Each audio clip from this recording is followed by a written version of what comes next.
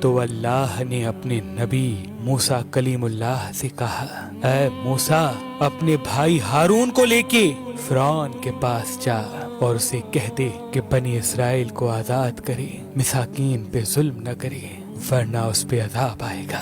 بس اللہ کے نبی موسیٰ علیہ السلام اپنے بھائی ہارون کو لے کے فرعون کی دربار پہنچتے ہیں اور کہتے ہیں، اے فرعون سن، میں اللہ کی طرف سے آیا ہوں۔ فرعون ہنس کے کہنے لگا، کون اللہ؟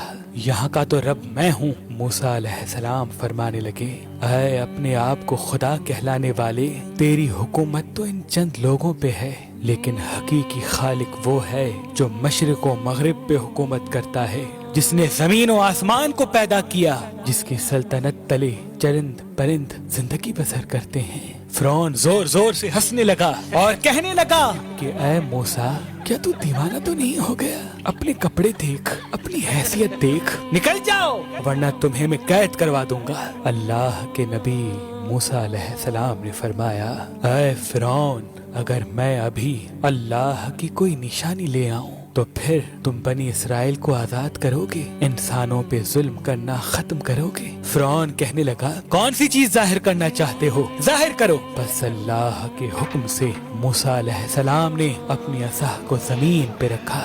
جیسے ہی اس عصا کا زمین پہ رکھنا تھا، وہ اژدہا بن کے پورے محل میں پھرنے لگا۔ پھر اللہ کے نبی موسیٰ علیہ السلام نے اپنی بغل میں ہاتھ ڈال کے جیسے ہی باہر نکالا تو وہ چاند کی طرح روشن نظر آنے لگا۔ فرعون کے محل والے سب حیران ہو گئے۔ فرعون نے سوچا کہیں بغاوت نہ ہو جائے تو کہنے لگا، اے موسیٰ، کیا تو اس جادو کے زور سے میری سلطنت کو ختم کرنا چاہتا ہے، بنی اسرائیل کو آزاد کرنا چاہتا ہے؟ اے موسیٰ، یہ زمین جادوگروں کی زمین ہے اور میرے پاس اس سے بھی بڑے جادوگر موجود ہیں، کیوں نہ ایک مقابلہ کرتے ہیں؟ تو اپنا جادو دکھا، ہم اپنا جادو دکھاتے ہیں۔ اللہ کے نبی موسیٰ علیہ السلام نے فرمایا، اے فرعون، یہ جادو نہیں بلکہ اللہ کی نشانی ہے۔ بس فرعون نے اپنی قوم کے بہترین 40 جادوگروں کو بلایا جو بچپن سے ہی جادو سیکھ رہے تھے، اور ایک طرف اللہ کا نبی موسیٰ کلیم اللہ اور ان کا بھائی ہارون تھا۔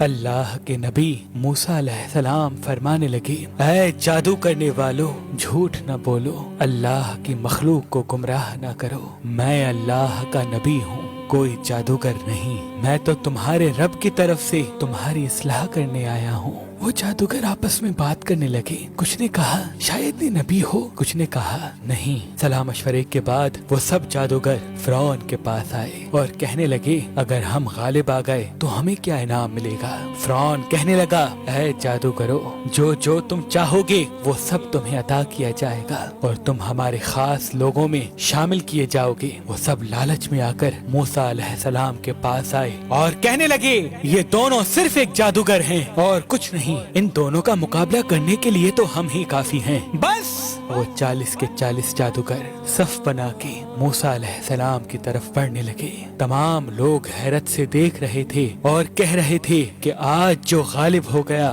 بس وہی سچا ہے۔ پھر وہ جادوگر کہنے لگے، اے موسیٰ، پہلے تم اپنی نشانی ظاہر کرو، پھر ہم تمہیں دکھائیں گے کہ ہم کیا ہیں۔ اللہ نے موسیٰ پر وحی کی کہ اے موسیٰ، پہلے ان کو اپنا جادو دکھانے دے۔